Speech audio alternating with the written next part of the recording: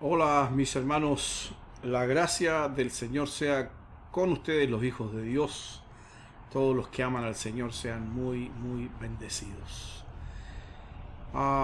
Este comentario o reflexión que quiero presentarles a ustedes está relacionado con la contingencia en la cual se encuentra inmersa también la iglesia.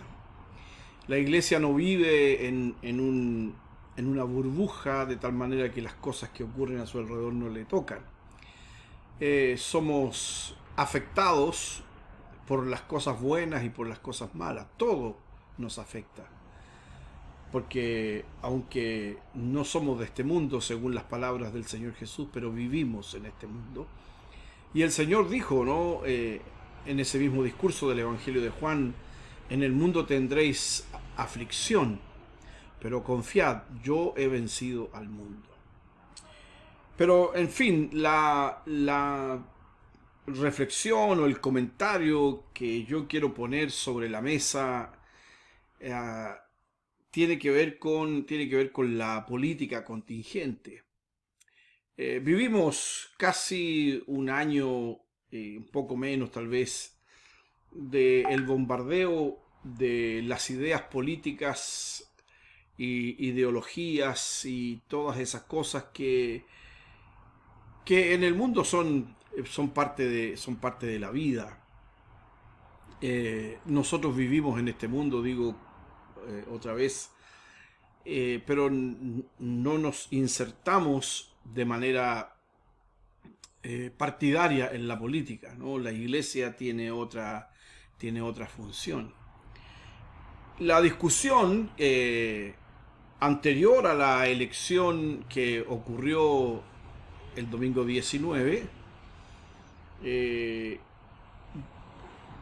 incluyendo el círculo evangélico, y me refiero en forma general, no específica, porque no todo el mundo evangélico o no todos los cristianos evangélicos se involucran o están opinando siempre respecto a la política, cuestión que es parte de la libertad de conciencia y de opinión de cada uno.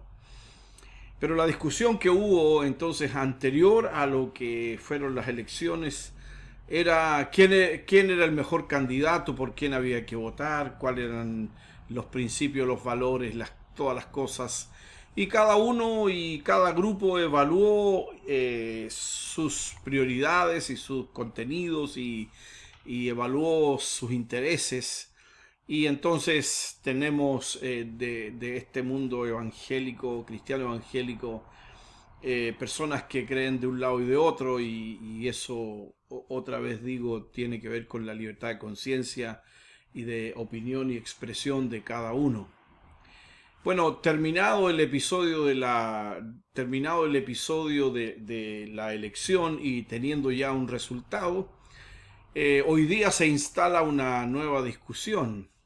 Cuestión que no debería ser discusión, porque si conocemos las escrituras debemos tener claro de qué se trata lo que hacemos, ¿no? Y esta nueva discusión tiene que ver con la sujeción, el respeto y la oración por los gobernantes.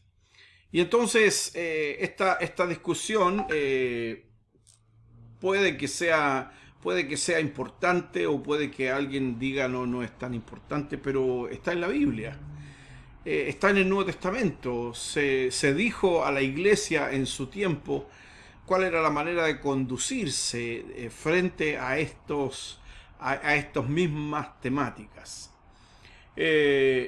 Y el apóstol Pablo, quien es el que, además del Señor, más habla acerca de los gobiernos y de las autoridades, nos enseña, y por cierto, no tenemos que sacar del contexto en el cual está escrito estos pasajes.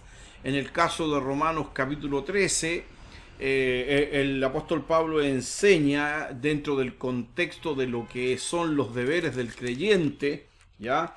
los deberes de los creyentes o la forma de conducirse de un creyente, nos enseña en el capítulo 13 de la epístola a los romanos, ¿cierto? Y eso es muy importante porque los romanos vivían bajo una dictadura del emperador que se instaló como tipo de gobierno en Roma. En ese periodo, en el primer siglo, ya ese tipo de gobierno estaba funcionando y andando, y era plenipotenciario el emperador además, y él nombraba autoridades de los lugares que habían conquistado, y él decidía y sacaba y ordenaba todo lo que como mejor le parecía, y muchas veces no era lo mejor. Y entonces Pablo dice en esta enseñanza, dice: sométase toda persona a las autoridades superiores. Y Pablo no está pensando en un presidente elegido democráticamente. En la contextualización nosotros sabemos que hay una referencia a la forma como hoy día nosotros vivimos y a la forma y la manera como hoy día llegan las personas al poder. Entonces Pablo dice: sométase a las autoridades superiores.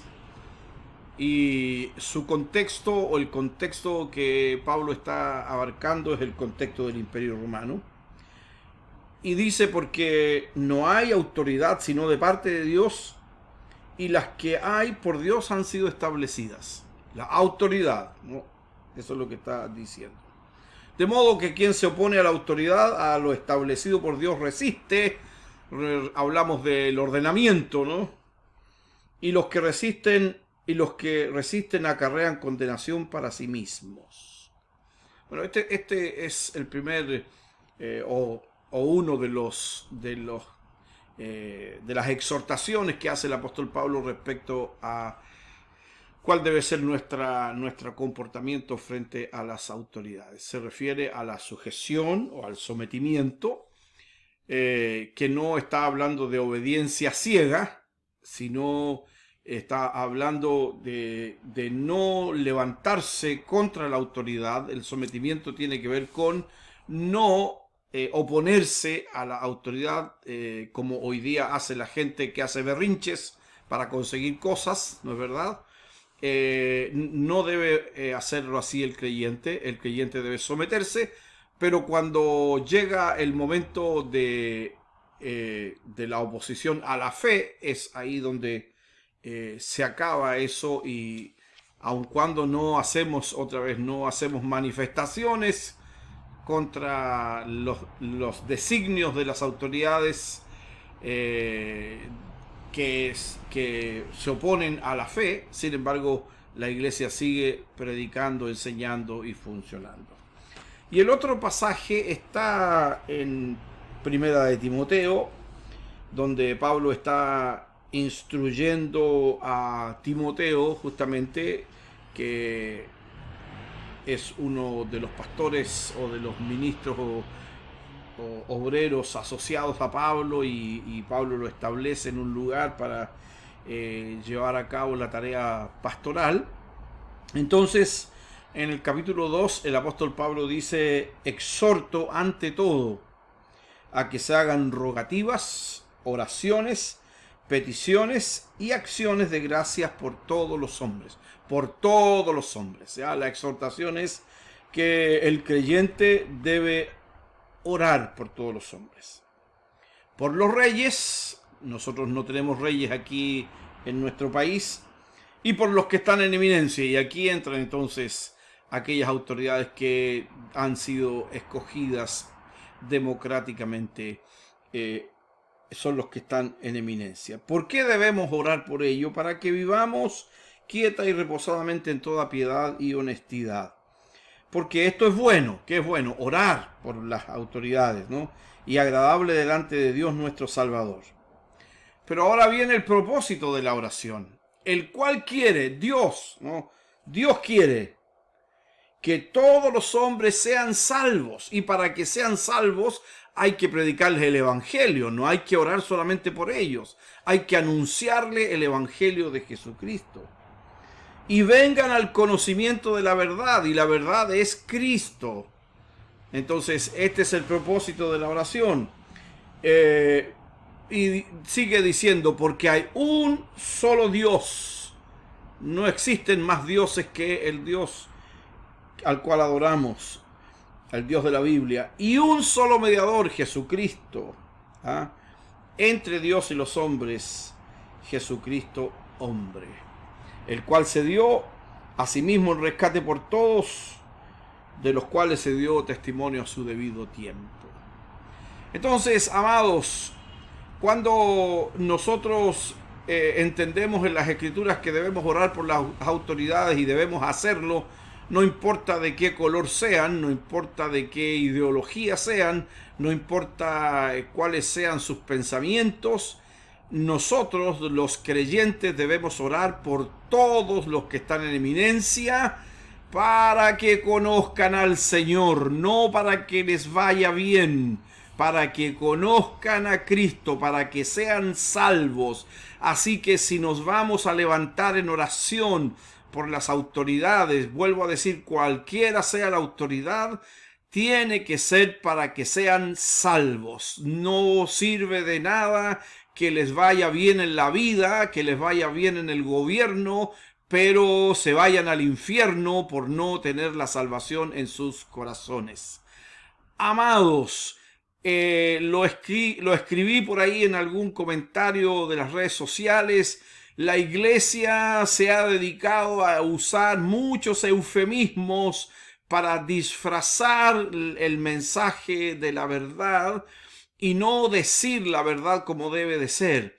Nosotros vamos a orar por todas las autoridades, no importa cómo se llamen y de qué lado sean, pero no vamos a orar para bendecirlos cuando ellos atentan contra los principios de la palabra de Dios, cuando ellos quieren legalizar lo que Dios aborrece, cuando se hacen leyes para legalizar lo que para Dios es pecado.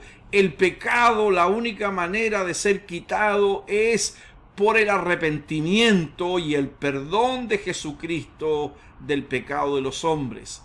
Por lo tanto, si tú, hermano, hermana, iglesia, o todos nosotros vamos a orar por nuestras autoridades, que nuestra oración sea que Cristo amanezca en sus corazones y sean salvos, porque la única manera de que una persona actúe en verdad y en justicia es que conozca al único verdadero y al único justo, que es Jesucristo el Señor. Por lo tanto, para la iglesia la tarea es levantar la voz profética de predicar el evangelio, decir las cosas por su nombre. El pecado se llama pecado, no se llama problema, no se llama ideología. El pecado se llama pecado. El aborto es pecado, la inmoralidad sexual es pecado, el robo es pecado, la explotación es pecado, la lujuria es pecado, la corrupción de cualquier tipo es pecado. Y eso es lo que debemos predicar. Y Cristo vino para salvar y buscar lo que se había perdido. El remedio único para el pecado es el sacrificio poderoso de Cristo en la cruz. Amado, si tu convicción es Cristo, esto debemos seguir. Nosotros debemos hacer un ejercicio, poner todo tipo de ideología a la luz de la palabra, y nos vamos a dar cuenta que no existe ninguna ideología que resista en pie ante el escrutinio de la palabra del Señor. Así que no nos engañemos, Dios no puede ser burlado. Todo lo que el hombre sembrare, eso también segará. Así que unámonos en oración y que Dios lleve salvación al corazón de las autoridades, porque es la única manera de vivir quieta y reposadamente. La gracia de Jesucristo sea con todos los santos. Amén.